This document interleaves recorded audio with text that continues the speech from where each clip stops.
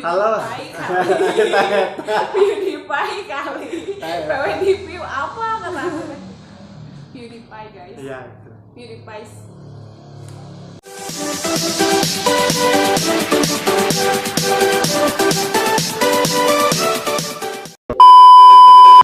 Halo teman-teman pendaki, jadi hari ini kita mau berbagi tips tentang pendakian di gunung yang mungkin notabene masih komersil lah ya, yang gunungnya tuh masih sering dijamah oleh para pendaki lainnya gitu. Jadi buat kalian pantengin terus ya channel Rian Scottuber, dan saya rasa ini amat bermanfaat bagi kalian khususnya yang baru-baru mendaki. Nah kebetulan hari ini saya ditemani oleh wanita di sebelah saya. Ya. Namanya siapa kak? Nama aku Ruby. Nah, bersama Kak Ruby ya. Nah Kak Ruby ini kalau boleh tahu tinggalnya di mana? Di Parongpong. Nah Parongpong. Jadi, Jangan datang. Jadi masih di daerah Parongpong teman-teman. Langsung aja ya tanpa basa-basi kita mulai dari Basa-basi aja deh. Gimana? Ya intinya kita langsung aja mulai ke pendakian pertama ya. Hal apa aja yang harus kita lakukan pada saat mendaki?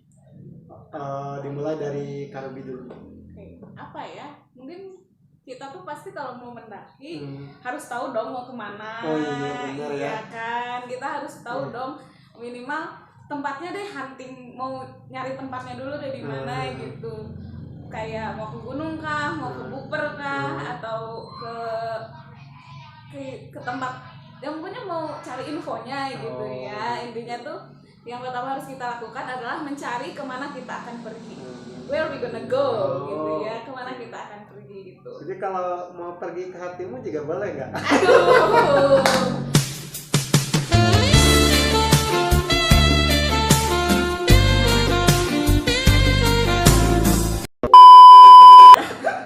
Takutnya tersesat gimana? Aduh, ya soalnya terakhir juga ada yang masuk nggak balik lagi. Nggak balik lagi ya? Katanya nyaman, katanya tersesat. Oh gitu ya, oke. Jadi ya itu teman-teman intinya.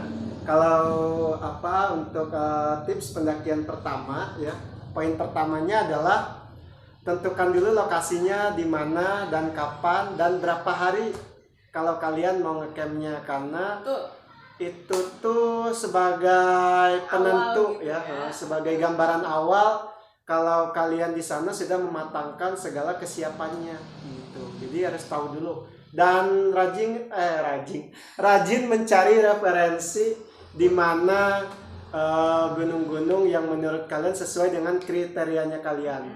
Jadi kalau kalian istilahnya nggak pengen capek, bisa aja ke Gunung Putri.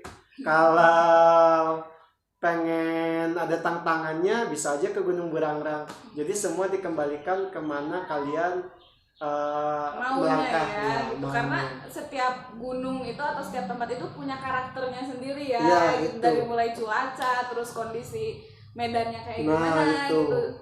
Itu tuh menentukan banget gitu segimana nanti ada hal-hal lain yang mengikuti gitu. Nah itu.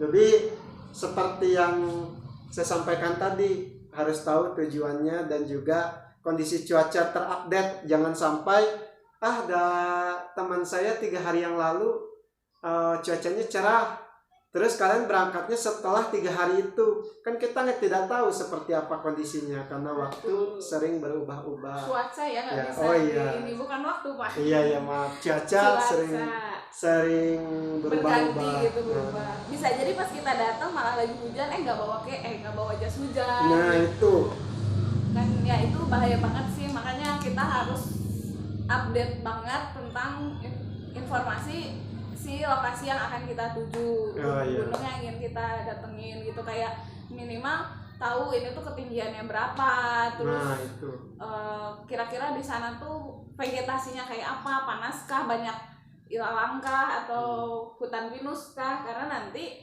menentukan juga perjalanan kita gimana gitu ketika kita ceritanya mendaki gitu ya. Itu untuk poin pertama. Untuk tips nomor 2, sesudah kita menentukan tujuannya mau kemana, yang kedua adalah kembali kepada persiapan pribadi kita sendiri gitu. Apa tuh Kak? Kondisi fisik ya Kak ya? Iya, kondisi fisik. Terutama untuk beberapa gunung di Indonesia itu nggak bisa cuman kita nggak melakukan persiapan apa-apa gitu. Iya, betul. Minimal kita harus terbiasa jogging Nah, atau ya itu sih salah satu hal yang harus disiapkan ketika mau naik gunung mendaki gitu, harus terbiasa jogging atau minimal jalan agak jauh gitu. oh, jadi harus melatih kekuatan fisik dulu Ya, ya. kebugaran fisik, Kebugaran gitu, fisik push up mah gitu. Misalnya kita nih punya rencana 1 minggu lagi ke Gunung Putri atau ke Gunung Burangrang, kita nggak mau dong yang lain jalan jauh cepet gitu, kita ketinggalan karena kita teh letoy. Apa itu letoy? Lemah gitu. Ya, lemah, terlihat lemah di hadapan orang lain. Ya, gitu, gampang capek kan nggak mau kan, makanya Iya. kita harus prepare ourselves gitu, Iya. persiapkan badan kita biar setidaknya nggak terlalu ngos-ngosan, nggak terlalu capek gitu, dan jangan sekalipun mengabaikan kondisi fisik yang kerasanya udah nggak enak nih, udah unwell gitu. Aduh ini aku nggak enak badan nih, udah jalan aja. Tapi maksain gitu ya. Maksain, nah itu tuh jangan, karena malah jadi timbul resiko-resiko gitu ketika kita mau naik gunung. Jadi jangan sampai ketika naik gunung pengennya hiporia malah menyisakan orang lain gitu ya.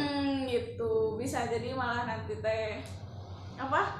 Ya tumbang di jalan. Tumbang di jalan, gitu terus kan. maksudnya udah di tengah-tengah nih, naik nggak bisa, turun nggak bisa, Iya. gitu kan, maksudnya nggak enak. Iya, Terus nggak enak. kenapa harus membiasakan jalan kaki? Itu minimal adalah jalan kaki, karena membiasakan diri dengan sepatu gitu. Iya, betul. Karena sering banget itu mah terjadi lecet kalau naik gunung teh, atau biasanya kita nggak aware sama apa yang kita pakai sendal jepit naik teh gitu, padahal itu berbahaya juga kan. Oke, gitu. jadi itu tips untuk nomor 2. Sekarang kita lanjut ke tips nomor 3. Sesudah kita menentukan tujuan dan juga mencari informasi dan kita merasa sehat. Nah, terus yang tips nomor 3-nya apa? Perbekalan ya? Iya, perlengkapan dan perbekalan. Nah, ini tuh kenapa ini jadi penting Kak? Kalian. Iya. Gimana? Ini tuh si perlengkapan ini akan beda-beda. Tergantung berapa lama dan destinasinya kemana. Berapa lama perjalanan kita dan kemana kita pergi, karena kita nggak mungkin dong misalnya pergi ke gunung yang gersang tapi bawanya yang klasik gitu ya, masih apa istilahnya tergolongnya yang minim banget peralatan gitu ya. Gitu, misalnya kita tahu nih kita mau ke gunung yang nggak susah air, tapi kita tuh nggak menyediakan tempat airnya, tambahan airnya gitu, juga. Atau kita ignore gitu, nggak peduli sama itu, atau kita tahu bahwa itu tuh tempat pacet, misal pacetnya apa ya? Ya pacetnya kayak lintah. Ya pacet itu lintah ya, pacet itu lintah, tapi kita nggak membawa persiapan lotion anti lintah atau gimana gitu. Jadi si perlengkapan dan perbekalan ini menunjang banget ya selama kegiatan di alam terbuka. Ya, tergantung dengan lokasi mana nih yang mau kita datengin, kayak gitu. Tapi yang paling standar harus kita punya untuk, maksudnya orang yang mau naik gunung gitu, yang harus ada adalah pertama sleeping bag. Nah itu sleeping bag apaan sih Kak? Saya nggak ngerti. Sleeping bag itu adalah kantung tidur. Ya kalau misalnya sering lihat video atau kayak pong-pong gitu ya? Iya, yang kayak pong-pong gitu, sleeping bag. Nah, kenapa pakai sleeping bag? Selain menghangatkan, si sleeping bag ini fungsinya adalah untuk menghindari kita dari gigitan nyamuk. Terus kalau misalnya kita tidur terbuka gitu aja kan nggak enak juga ya, suhu tubuh juga nggak terjaga dengan baik juga ya. Gitu, maksudnya sangat rentan gitu sama hewan-hewan yang mungkin masuk menggigit atau apa gitu kan, itu nggak baik juga gitu. Terus matras, alas tidur. Oh, alas tidur ya. Ya itu pokoknya personal. Kayak karpet gitu ya. Gitu, itu tuh yang harus personal kita punya. Gitu, sleeping bag. Dan yang terpenting selain itu punya tenda juga ya. Boleh, itu maksudnya kalau tenda tuh kayak pilihan tempat untuk tidur gitu kan, ada biovak, ada bivak, terus kemudian ada ada hemok Iya, gitu iya. dengan cuman maksudnya tenda maksudnya untuk perlengkapan pribadi gitu yang iya. harus kita punya adalah sleeping bag, Kalau itu lebih ke matras. kelompok lah ya. Gitu itu bisa dipikirkan bersama gitu sama headlamp. Headlamp. Karena ketika malam headlamp itu berfungsi untuk banget, menjaga gitu. penglihatan kita ya, menjaga jarak pandang kita agar meminimalisir resiko tidak terjadi hal-hal yang tidak diinginkan kayak kepleset kah atau apa gitu kan. Karena kita nggak bisa ngelihat pijakan kita Nah, gitu. itu. Terus apalagi ya perlengkapan Apalagi tuh alat makan. Alat makan sendiri, pisau harus punya. Pisau. Terus kalau misalnya ini aku tuh paling mencegah diri aku membawa botol kemasan mineral sekali pakai. Aku tuh jadi udah beberapa kali trip tuh pasti menggunakan yang selalu berulang kali pakai gitu kayak tumbler, botol minum. Jadi setidaknya untuk meminimalisir residu sampah ya. Betul banget. Jadi kan maksudnya kita naik gunung tuh pengennya kita menikmati alam tapi kita nggak menjaga alam tuh jangan sampai tuh kayak gitu. Jadi aku untuk perlengkapan sendiri itu bawanya botol minum tumbler gitu. Itu penting banget ya. Itu penting banget kalau misalnya di tempatnya susah air pasti membawa diricin air. Iya. Jadi ada yang tipikal gunung itu teman-teman ngambil air dari bawah dulu sampai ke puncak ada yang ngambil air itu di atas ada. Nah, kembali lagi kepada kesiapan kita gitu. Apakah kita ingin mendakinya butuh perjuangan atau ingin mendakinya ingin enak-enakan. Nah, itu dikembalikan lagi. Pendaki enak-enak. Jadi ya itu harus nyarinya yang sesuai dengan kriteria kita sendiri, jangan sampai menyulitkan orang lain dan menyulitkan diri sendiri ya. Tahu misalnya kondisinya memang tidak layak untuk dikunjungi, jangan tidak layak maksudnya bahwa kita mungkin kurang mampu untuk mendaki gunung tersebut gitu, jangan maksain gitu, pilih dulu aja pemanasan lah bahasanya. Oke, itu bisa tuh jadi tujuan kita sampai gitu. Cuman untuk sekarang mah ya yang deket dulu aja, yang simple dulu aja, yang gak terlalu sulit gitu. Oh iya, dan termasuk maksudnya perlengkapan kayak sleeping bag, matras itu adalah perlengkapan pribadi kan Kak? Iya. Kalau kelompok apaan tuh? Tenda, terus alat masak ya, alat masak gitu, nesting gitu. Tapi ya sebisa mungkin kalau perlengkapan kelompok itu gimana? Disatukan kah? Jangan, sebenarnya malah harusnya dipisah-pisah. Dibagi pisah. Tapi kalau saya belajar mah gitu, saya belajar maksudnya setiap orang mempelajari lah, kita mempelajari gitu. Terus harus punya kesiapan gitu kalau misalnya suatu saat kita kan berjalan bersama kelompok dan kita terpisah gitu, terjadi hal-hal yang nggak jas hujan ya, terjadi hal-hal yang nggak diinginkan gitu, kita teh bisa tetap makan, bisa tetap menyalakan api gitu kayak. Berarti jas hujan itu selain melindungi kita dari terpaan sinar matahari dan juga terjangan air hujan, juga melindungi kita untuk bikin kayak shelter sementara gitu teman-teman. Jas hujan ponco ya. yang kayak Batman gitu. Iya. Yang panjang gitu ya, kayak kayak apa kalau panjang beda mikirnya kemana gitu. Ya panjang gitulah ya. Yang gitu. Ya gitu. Nah terus di luar itu juga kan ada tuh kayak misalkan pendaki yang low budget tapi masih berbicara tentang perbekalannya. Ada yang pengen ngedaki low budget, terus antisipasinya seperti apa sih Kak? Aduh, mendaki low budget. Kalau misalnya ngomongin perbekalan low budget apa sih? Mie ya. Mie itu murah ya? Murah, tapi itu nggak sehat dan tidak menghasilkan tenaga. Nah. Itu serius bahwa maksudnya kalau misalnya teman-teman pergi naik gunung tuh cobain aja makan mie sejam 2 jam lapar gitu, dan itu tuh kalorinya tuh kayak terbuang aja gitu. Oh, kurang ngegenjot lah bahasanya mah gitu. Jadi kurang bikin semangat gitu kurang ya. bikin semangat gitu langsung. Jadi kalau saran aku nih ya, perbekalan itu bisa diganti dengan sayur atau buah-buahan yang awet gitu. Kita bawa perbekalan sayur dan buah yang awet gitu.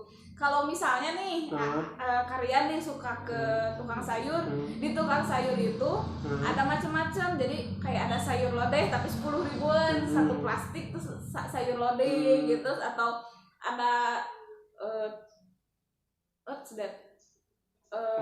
Bahan buat sayur sop, pokoknya berbagai macam sayur mayur gitu. Jadi sayur kan nggak cuma kangkung aja ya. Kalau kangkung kita bawa hari ini layu ke atas gitu kan, maksudnya kita bisa bikin yang sayur lodeh yang bahannya jagung, kentang, walu gitu kan, itu awet untuk dibawa gitu. Dan bagi saya mah itu worth it sih. Kita bisa 10.000 kenyang bersama gitu. Pendakian berempat teh wareg lah. Karena kalau di gunung itu biasanya yang bikin kenyang itu adalah kebersamaannya ya sih. Walaupun makannya dikit, tapi kalau kita makannya barengan itu rasanya udah kayak dikasih makan udah sebulan itu kayaknya ya. Semangat banget gitu. Dan pasti energinya. si sayuran ini tuh si paket sayuran itu tuh mengurangi sampah. Balik lagi, terus pasti kalau naik ke gunung tuh bawaannya ada disangkut pautkan dengan sampah gitu. Jadi sebisa mungkin kita minimalisir dengan bawa turun lagi lah ya. Pertama bawa turun lagi sampahnya, dan juga memulai langkah untuk mengurangi sampah dibawa naik ke atas gitu. Mengurangi calon-calon sampah nih kayak mie instan. Pertama bungkus mie-nya plastik. Terus bungkus kecil-kecilnya plastik. Jadi harus disatukan yang sekiranya kering. Jadi maksudnya kan itu plastik tuh calon sampah gitu ya, sebisa mungkin hindarin lah, ganti pakai makanan yang lain gitu. Makanan yang kering disatukan dengan yang kering lagi, yang basah dengan yang basah lagi gitu. Terus apa ya, sumber energi tambahan. Kalau kita mah suka madu rasa, tahu madu rasa? Iya. Nah, madu rasa tuh kan jadi sampah lagi ya. Nah, kalau aku mah diganti pakai gula Jawa yang manisnya kayak akapnya. Ya, oke, lanjut. Iya gitu lah, kayak gula Jawa atau ada permen asem-asem gitu, dan itu tuh meminimalisir banget sampah. Nah, itu untuk tips nomor 3. Jadi intinya adalah perbekalan penunjang selama pelaksanaan kalian di kegiatannya juga. Jadi jangan sampai abai terhadap perlengkapan, karena nanti akan keteteran, kecuali kalau kalian punya ilmu dasar survivalnya. Terus kita lanjut ke tips nomor 4. Nomor 4 adalah dengan siapa kita berangkat, ya nggak sih? Dengan siapa kita berangkat? Jadi nggak mungkin dong ke gunung sendirian. Nggak boleh, minimal 2. Minimal 2. 2 terlalu minim sih kalau menurut saya, minimal 3 lah. Iya. Ya nggak sih? Yang satunya nyari pertolongan, yang satunya nemenin temannya yang lagi sakit gitu ya. Ya logis lah ya kalau logis lah. Kalau misalnya kalau sendiri solo itu ya kita harus tahu perlengkapannya, harus lengkap semuanya dibawa gitu. Kalau dibagi 2, dibagi 3 masih oke lah buat naik gunung, bagi-bagi gitu.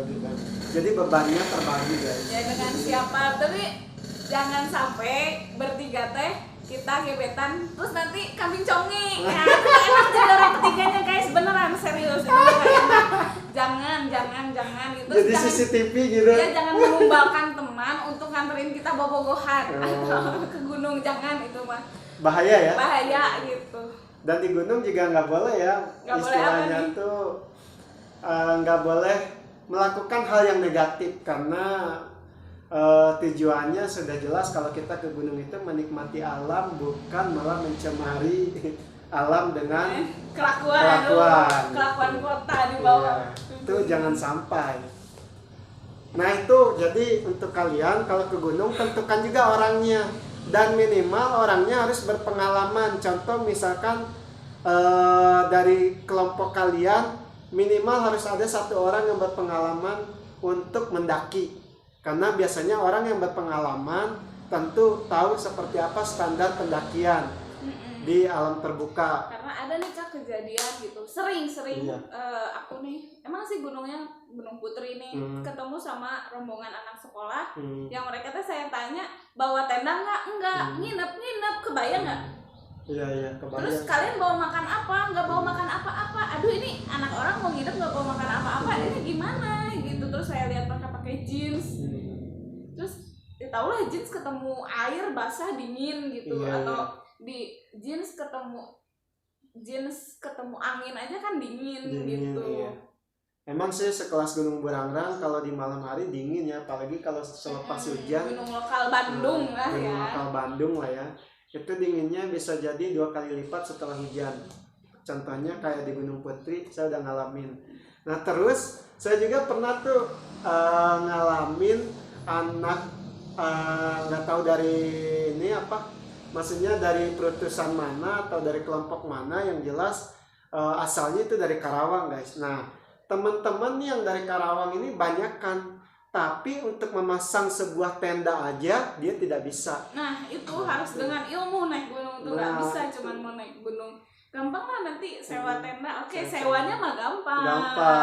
Pas masangnya ini gimana masangnya ya, terus berkutat lah berjam-jam dengan tenda gitu ya. Nggak lucu juga ya. Iya, terus nanti keburu hujan, keburu apa, nanti kita nggak tahu harus pergi kemana gitu, kurang ilmu di apa maksudnya ya, kurang wawasan terkait peralatan yang kita miliki gitu. ya, jadi minimal kalau kalian misalkan nyewa tenda itu tanyain ke tukang tendanya cara masangnya gimana, harus bisa masangnya, harus bisa gitu. masang, jangan cuman mau tahu beres. Iya, dan juga dicek kelengkapan tendanya ya.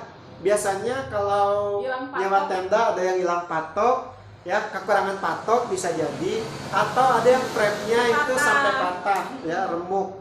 Karena biasanya kalau frame bahannya fiber itu biasanya rentan terhadap tekanan patah, biasalah. Karena kan kita itu ada yang orangnya itu teliti dalam hal barang, ada juga yang boros terhadap barang gitu. Jadi rapi apik gitu, ada juga orang yang jorok gitu. Ada yang jorok. Jadi kita harus paham lah mengenai peralatan yang kita bawa.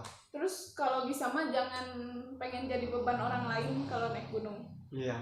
Emang sih pemula, tapi minimal meskipun kita pemula, kita tuh bertanggung jawab sama diri kita sendiri. Iya, jangan mau ditolong sama orang lain gitu ya. Oke lah kalau misalnya sudah sangat urgent darurat kita minta tolong, tapi maksudnya untuk kebutuhan kita tuh kayak tadi sleeping bag, matras, kemudian buat minum, kebutuhan minum kita selama perjalanan pendakian, terus makanan-makanan ringan gitu, kita harus tahu diri lah gitu, kita punya dan bawa sendiri gitu. Oke kalau kebutuhan kelompok mah bisa bareng-bareng, tapi kita harus meskipun kita pemula kita sadar bahwa kita nggak mau ngerepotin orang lain.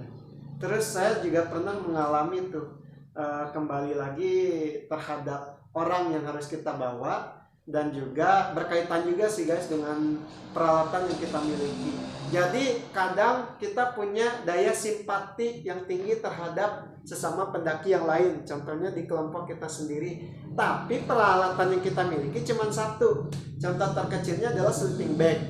Nah teman kita nih tahu dia posisinya adalah orang yang tidak kuat terhadap dingin, tapi dengan simpatinya melihat temannya tidak punya sleeping bag, dipinjamlah kepada temannya. Korban nih aku kayak gitu terus. Jadi korban dong ya. Alhasil si yang niatnya menolong malah jadi tolongan. Yang seperti itu. Hipotermia yang gitu-gitu. Maksudnya kita juga harus tahu kondisi diri ya ketika kita minjemin alat kita ke orang ketika di gunung gitu. Kita tahu nih kita butuh kehangatan, bukan peluk-pelukan ya, tapi maksudnya minum, makan gitu ya, agar tubuh kita hangat gitu. Nggak boleh peluk-pelukan di gunung bersama. Nggak boleh. Itu nggak boleh. Kecuali kalau udah suami istri boleh. Itu maksudnya kalau aku pribadi ya, pengalaman aku pribadi ketika naik gunung bareng teman-teman banyakan tuh pasti ada aja tuh yang nggak bertanggung jawab sama dirinya sendiri gitu. Ya minimal orang mah bawa sarung mah gitu buat bereket gitu kan, tapi harus lah ya, harus gitu minimal, tapi dia mah enggak gitu, taunya dia kedinginan. Jadi kan kita mau nggak mau yang terbiasa dengan pernah naik gunung, terus kita juga perlengkapannya lengkap dari mulai jaket atau baju double atau segala macam kan kita minjemin ke dia kan. Iya. Gitu.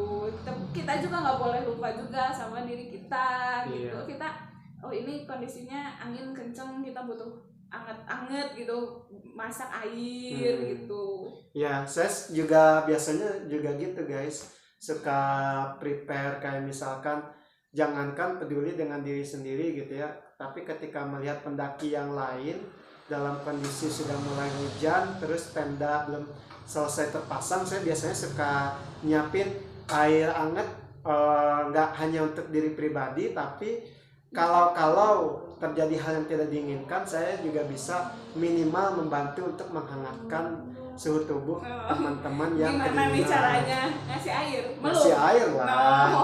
Ya, karena kan tadi judulnya juga nyiapin ini air ya, soalnya memberikan kehangatan. Ya, memberikan kehangatan tidak harus dengan berpelukan.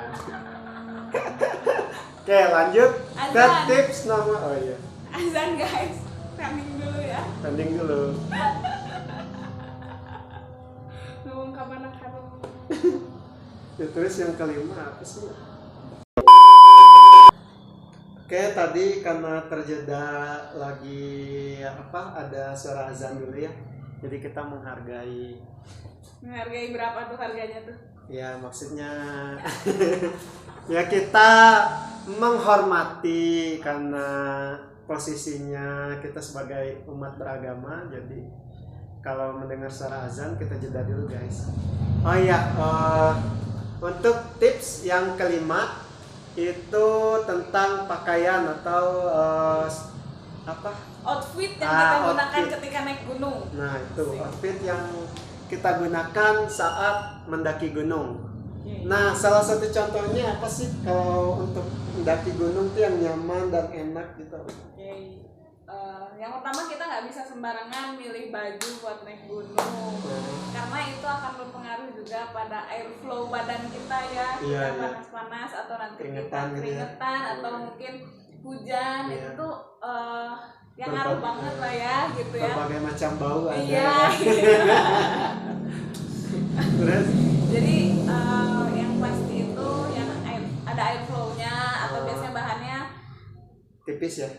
Tipis, tidak terlalu tebal, tidak terlalu tipis juga sih. Tergantung maunya apa Pak. Kalau misalnya pengen ngejarnya cepet kering, berarti quick dry. Iya, quick dry. Cuman biasanya kalau quick dry itu dia panas. Karena plastik gitu cepet kering, bahannya kan? Ya karena cepat kering, jadi suhu tubuh itu ibaratnya tuh kayak mengeringkan kering, si bajunya kering. Gitu. Terus ya katun juga bisa. Cuman paling yang ada tuh ini urutan menggunakan pakaian. Gitu. Salah satunya itu adalah pertama menggunakan base layer. Base layer tuh kayak pakaian atau dasar lah ya. Kayak kaos gitu. Cuman bedanya biasanya kalau kaos dia gunain base layernya ada yang modelnya jaring gitu kan. Karena bentuknya kayak pori-pori gitu kan. Jadi untuk istilahnya regulasi udaranya, keringat, panas tubuh. Itu jadi kayak semacam kita diberikan angin segar gitu ya. Ya nggak sih, kalau bolong-bolong gitu kayak kan jaring ya. Bolong-bolong nggak jadi deh. Iya gitu. Ya, sengaja bolongin aja gimana Kak? Kalau bolongin itu nanti kayak gembol. Kayak iya. Prank gitu. Jadi ya? prank gembel gitu guys. Nggak boleh ya. Next. Nah itu base layer. Terus ada Polar itu biasanya digunakan pada saat kita udah berada di puncak atau sudah di area campingnya gitu, camping groundnya. Kalau kita udah ngerasa cocok nih ngedirin tenda di sini, ya udah jadi base layer yang kita gunakan itu harus diganti lagi. Kenapa? Karena udah penuh dengan keringat kan, otomatis basah gitu kan. Aroma surgawi. Iya, itu. Terus, emang udah pernah ke surga Bu? Amin aja dulu sekarang ya guys ya. Nah itu jadi untuk menghindari dari hipotermia juga, karena biasanya basah nah itu pakaian basah itu tadi biasanya orang suka mager gitu ketika udah nyampe di puncak tuh nggak diganti bajunya langsung.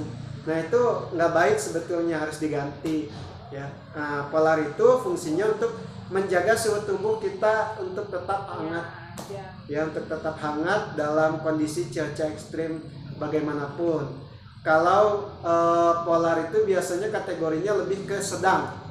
Jadi kalau dinginnya masih bisa dikontrol dengan menggunakan polar, ya dibantu juga berarti dengan polar. Ya harus tahu juga ya penggunaannya, jangan lagi panas-panas pakai polar gitu. Nah ya. itu, aduh, overheat nanti Bu. Kalau di mobil kendaraan itu udah mogok langsung. Oh gitu ya, panas nggak enak. Panas nggak enak. Nah terus apa nih? Terus selain sesudah menggunakan polar, biasanya kan base layer, polar, langsung sama jaket yang bisa aja jaketnya waterproof atau windproof. Karena fungsinya untuk menjaga, kalau tadi untuk menjaga suhu badan di dalam, kalau jaket itu gunanya untuk menjaga angin. Angin ya, biar nggak masuk angin ya. Biar nggak masuk angin ya. Kebayang ntar kalau pulang-pulang udah tatoan kayak tengkorak semua. Gitu ya, garis-garis merah. Iya, garis-garis merah itu nggak boleh. Yang harus dihindari nih Kak apa aja ya? Tadi jeans gitu, pakaian-pakaian yang berat dan basah gitu. Rata-rata harusnya sih kalau orang-orang naik gunung masih baru, mereka nggak peduli outfit pertama. Jadi mereka lebih ke yang mereka punya. Kalau misalnya tadi ada base layer, ada polar, terus ada jaket waterproof atau windproof. Ini tuh yang pemula banget nih, yang mereka nggak punya apa-apa, nggak punya pakaian 3 ini, mending pakai apa nih Kak? Mending pakai kaos yang sekiranya nyaman dan juga tidak ribet. Contoh misalkan kalau kaos yang ribet itu adalah kita udah tahu nih tujuannya adalah ke gunung, tapi pakaian kaosnya adalah pakaian ke mall. Itu kan nggak worth it banget ya, kayak nggak balance gitu ya, nggak pas ya, nggak klop. Karena kita tuh mau ke gunung atau mau belanja di mall, karena yang namanya di gunung itu nggak akan ada yang ngeliatin outfit kalian guys. Yang penting itu adalah kenyamanan dan keselamatan selama perjalanan, itu yang paling penting. Terus kalau celana nih Kak, kan celana banyak nih pilihannya, biasanya orang pakai PDL ya, paling lumrah banyak nih orang pakai PDL atau nih kayak kakaknya quick dry nih ya, yang dipakai tipis gitu, quick dry lentur, enak dibawa jalan gitu. Tapi ada juga orang yang pakai celana jeans gitu, itu tuh basah kan, terus kalau udah basah susah kering, betul. Kalau udah basah dingin, betul. Dan itu tuh sangat memperbesar potensi kita untuk hipotermia. Cara tersimpel adalah dengan menggunakan celana training. Nah itu, yang kalau misalnya low budgeting banget gitu, udah nggak sanggup nih beli celana kayak si kakak ini. Nah kalian belinya pakai aja celana training yang punya yang training inilah ya, pada umumnya lah ya, kalau buat jogging. Nyaman. Pertama, kenapa celana training? Pertama kalian nyaman, terus bahannya elastis, lentur gitu. Dan juga kadang biasanya longgar, jadi ada space kalau misalkan kita kepleset tuh nggak langsung robek guys si celananya itu. Gitu. Nah itu yang paling penting dalam pendakian di gunung. Jadi buat teman-teman yang nonton nih, jangan lupa di komen, like, and subscribe. Apa Rian Scott Tubar ya. Itu jadi himbauan aja buat teman-teman, kembali lagi kepada persiapan. Jadi buat kalian nih kalau merasa kurang aman, walaupun kita pemula, saya aja dulu juga bukan pemula ya, jadi baru-baru mendaki. Jadi kalau kita baru-baru mendaki tuh banyak dakinya nggak? Enggak sih, cuma 1 kali aja doang. Cuma 1 kali mendaki gitu, tapi selepas dari itu ya jadi ketagihan gitu. Jadi pada intinya adalah kalau kita ingin mendaki gunung, kembali lagi kepada persiapan. Tidak hanya persiapan fisik, tidak hanya persiapan perbekalan, tidak hanya persiapan perlengkapan, terus juga pakaian, semua tergantung kepada niatan kita ke gunung. Kita misalkan ke gunung dengan pakaian seadanya, tapi juga barengi dengan lokasi yang kita tuju. Kalau dirasa lokasinya masih aman untuk menggunakan sendal jepit, kenapa tidak gitu kan?